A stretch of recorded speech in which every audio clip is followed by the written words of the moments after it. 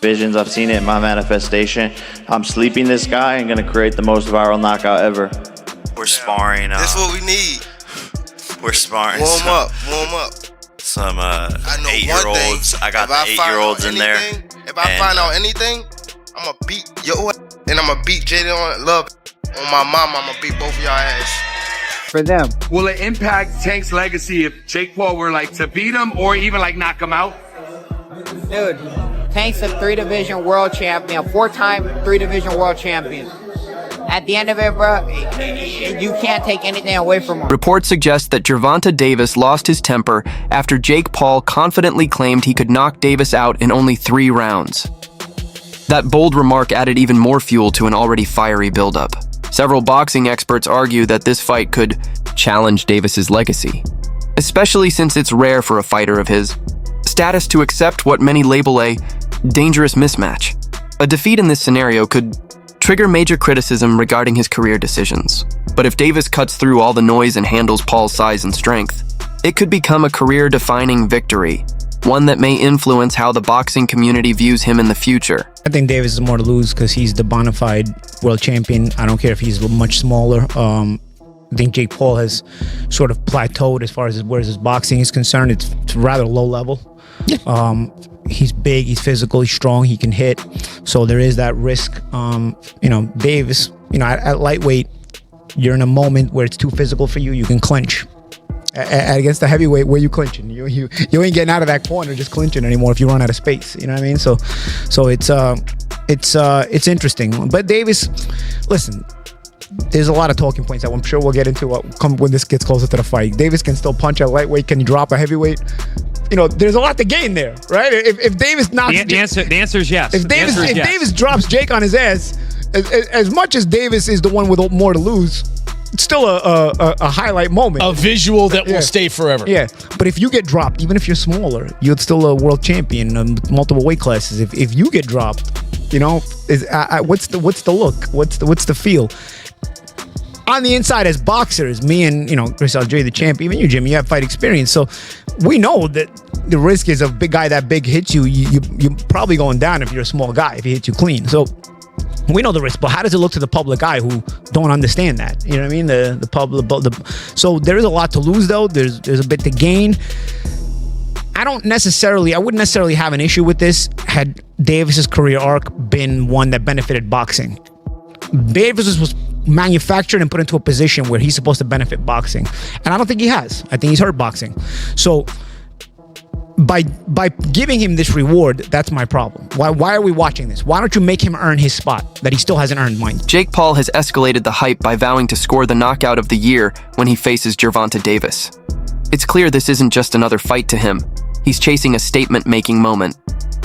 Paul's confident claims show he sees this bout as his chance to shut down doubters, prove he belongs, and stamp his name into the sport's history. By targeting a dramatic finish, he's gambling not only on his power, but also on his ability to seize the spotlight, turning this clash into a battle for legacy rather than just another victory. Because this thing is going to be watched by hundreds of millions globally. Jake, give the people one thing that you can guarantee that they're going to get on November 14th when they tune in to Netflix. Yeah, you're going to see the 2 biggest fighters in America go head-to-head with an amazing card. World championship fights back to back to back. And that's just how the MVP way we do it. And I'm going to come for a knockout of the year again. I've seen it in my visions. I've seen it in my manifestation. I'm sleeping this guy and going to create the most viral knockout ever. Rolly Romero recently spoke about what it would signify if Jake Paul were to knock out Gervonta Davis. In his view, a result like that wouldn't harm Davis's image or legacy in any major way. Romero emphasized that Davis has already established himself as a 3-division world champion and one of the sport's most respected figures. Through multiple interviews and online clips, Romero reminded everyone that a single defeat, even a shocking one, can't erase years of dominance, championship wins, and achievements across different divisions. Bro, you can't be mad at somebody for doing what they feel is best for them. Will it impact Tank's legacy if Jake Paul were like to beat him or even like knock him out? Dude, Tank's a 3-division world champion, 4-time 3-division world champion. At the end of it, bro, you can't take anything away from him. Bro, you can't be mad at somebody for doing what they feel is best for them. It's the same way Roach feels Tank is the best option for him. Same way that Stevenson thinks Tank's the best option for him, or like all that stuff, right? At the end of it, bro, we just want to do what's best for ourselves, right? Facts. Right or wrong. Facts. So just do what's best for you. Daniel Cormier looked genuinely stunned after learning that Gervonta Davis had accepted a fight with Jake Paul. In a recent segment, DC didn't hold back, calling the matchup wild and claiming it seemed heavily lopsided. He questioned why an elite-level pro like Davis would even entertain a bout against a social media-born boxer. Cormier said he never expected someone of Tank's caliber to agree to such a crossover fight and expressed concern about the obvious gap in size and strength, hinting that the hype could end up overshadowing Davis's legacy in boxing. Too big for him, but like Jake Paul might be too big for him, or Tank might crack him. You don't know. Like I said, or as an exhibition, we don't know if they throw at each other or not, or we don't know. I don't know. I can't give an opinion because I don't know what's going on. Do you think it impacts, will it impact Tank's legacy if Jake Paul were to beat him or even knock him out? Dude, Tank's a 3-division world champion, 4-time 3-division world champion. At the end of it, bro, you can't take anything away from him.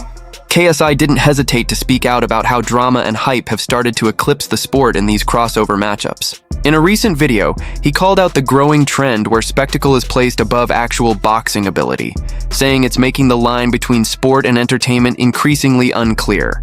He also targeted Jake Paul directly, accusing him of hurting the influencer boxing scene by relying on promotion and controversy to stay in the spotlight, rather than prioritizing true athletic performance. I swear to God, I was on a plane coming home from Las Vegas. When Luis told me Gervonta Davis is fighting Jake Paul, I said, get the bleep out of here. I said, you're a bleep liar. Jake Paul is fighting Gervonta Tank Davis. There's one problem. He fights at 135 pounds. Gervonta Davis is that much better than Jake Paul at boxing. But Gervonta Davis in his last fight weighed 133.8 pounds. And I'm not over here in the business of just crapping on Jake Paul. I am much more respectful of what he's starting to build as a professional boxer. You're fighting a guy that's better than you. He's just much smaller.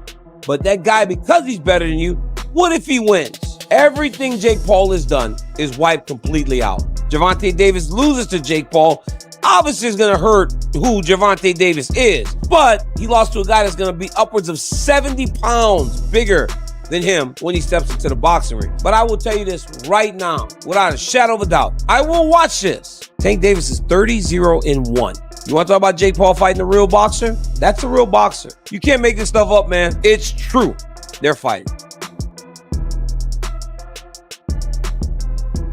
Boxing analyst Gareth A. Davies has raised serious doubts about the upcoming clash between Jake Paul and Gervonta Tank Davis, labeling it another example of the sport favoring entertainment over real competition.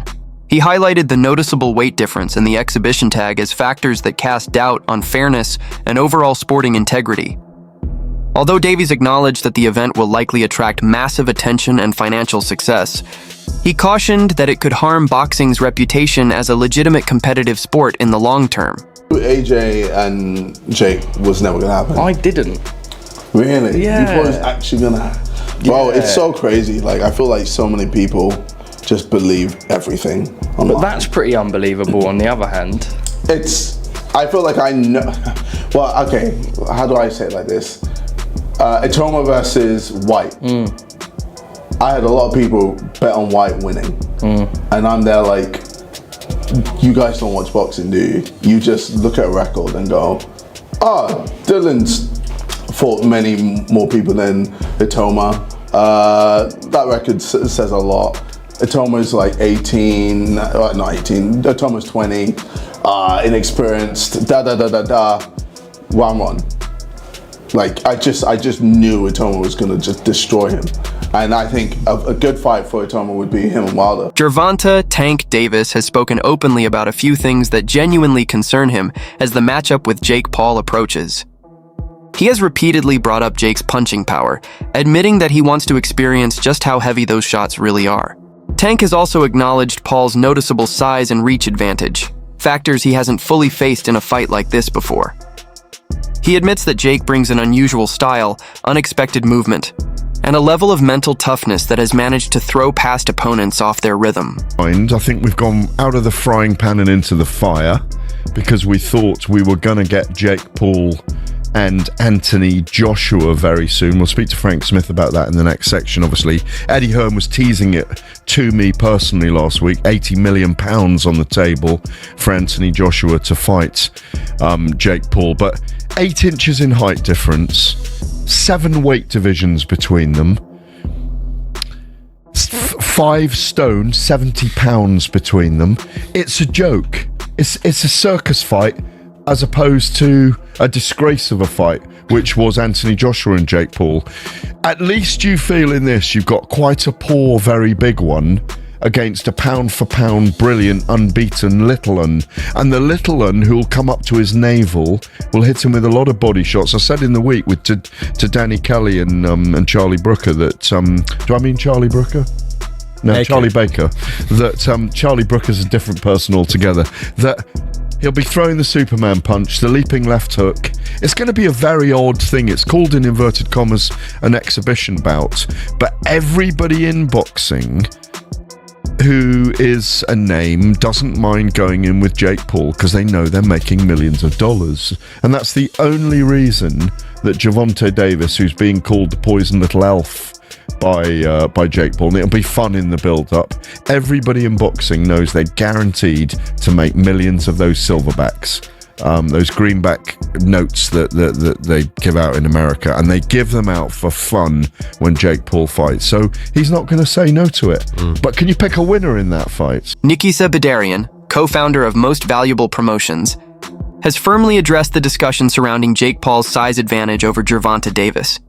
In his view, size won't determine the outcome when going up against someone with Davis's skill level. Bedarian clarified that the higher catch weight was only necessary because Paul lacks the experience of a seasoned pro, not because they were trying to secure an unfair advantage. He also made it clear that this fight wasn't arranged on short notice. Talks for Paul versus Davis had been in motion for quite some time, originally lined up to happen after a potential clash with Canelo Alvarez.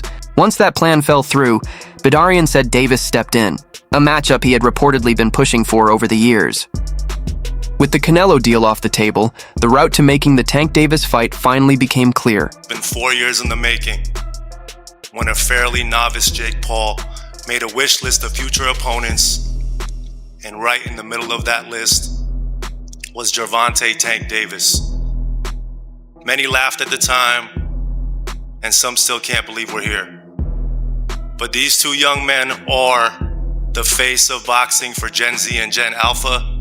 They are the two biggest boxers in America, and they are putting it all on the line.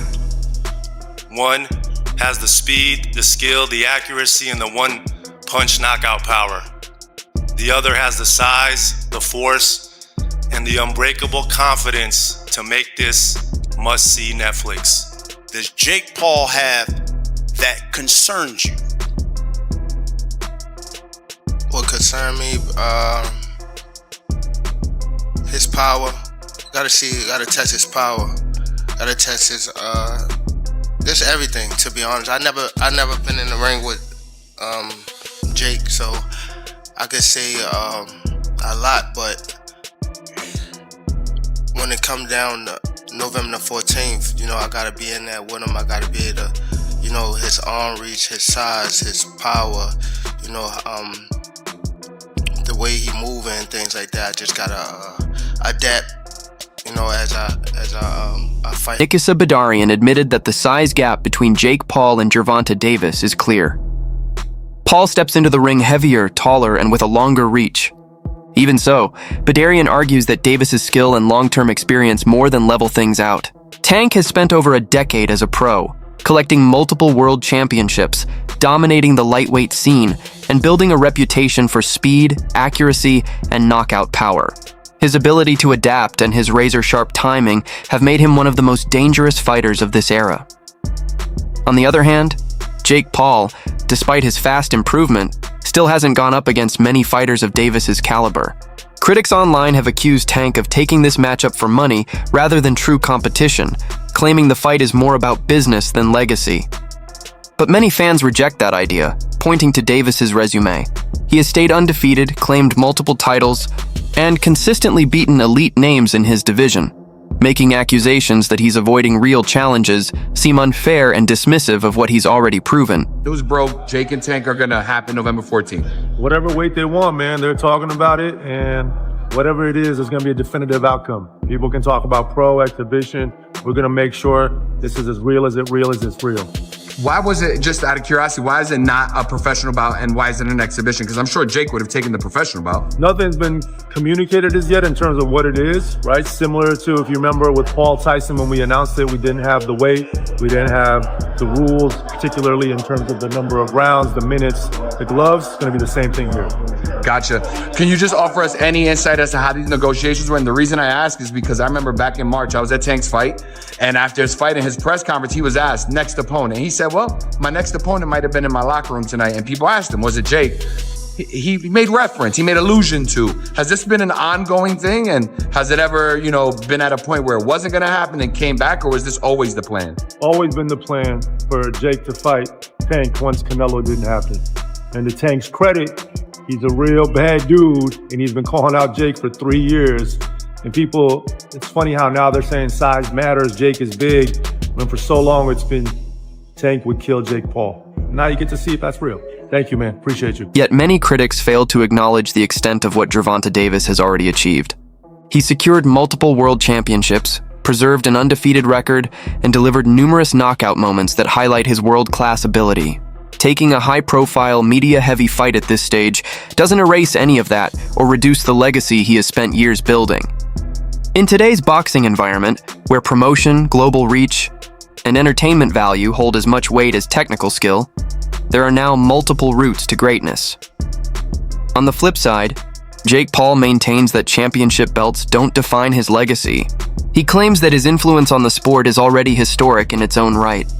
Paul has broken viewership records, headlined massive pay-per-view events, and brought an entirely new audience to boxing by merging combat sports with celebrity culture and digital media.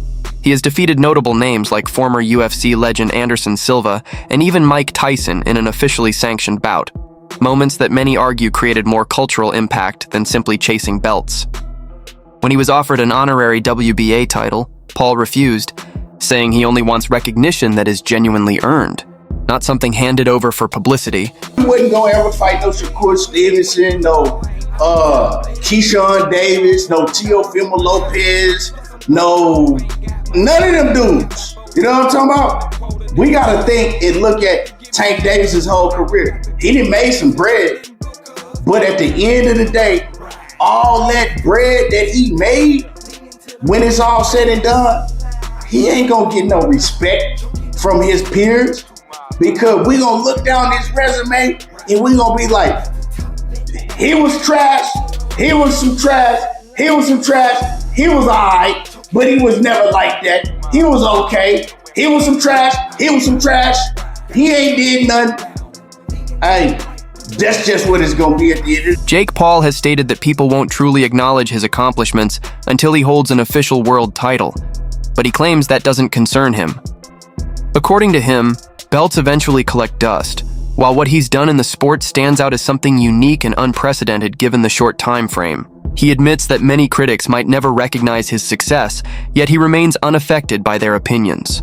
As Paul put it, the only validation that matters to him is shown through what he's achieved, and, as he jokes, through the numbers in his bank account. They'll never give me credit until I have the world championship belt, but that's okay. It doesn't matter, but belts collect dust, and what I've done in the sport is unprecedented. Never will be replicated, and done it in such a short amount of time, just getting warmed up. They're not going to give me credit, but I don't need the credit from these bozos, to be honest. The credit's in my bank account. Jake Paul has already looked past Gervonta Davis, openly naming Anthony Joshua as the next opponent he wants to face. That declaration instantly sent shockwaves through the boxing world, sparking a mix of ridicule and curiosity. Some fans dismissed the idea as unrealistic, while others viewed it as yet another sign of Paul's fearless ambition. Considering Joshua's elite resume, heavyweight pedigree, and massive physical edge, many analysts believe Paul's call-out borders on unbelievable. Still, the move fits perfectly with Paul's ongoing approach, constantly targeting marquee names and headline-grabbing fights to secure his place in modern boxing. Anyone, anytime, any place, against all odds. And I like my odds. First, I'm gonna kill David. Then I will go on to slaughter Goliath. Okay, so you have to think that the last one, first I'm gonna kill David, referring to Gervonta Davis, and then he's gonna go on and slay Goliath, referring to Anthony Joshua. Yeah, and he's gonna go and fight a 140er, and then move up 135er, and then move up and fight a heavyweight. So the lowest he's been, I went through all the fights. For his first two fights, his first two pro fights, he was 175. Now this is all the way back in 2020 against Nate Robinson. Since then, the lowest he's been, as you said, was like the 185 around the Nate Diaz fight, and also for Tommy Fury. I wonder if Jake can get down to that weight anymore.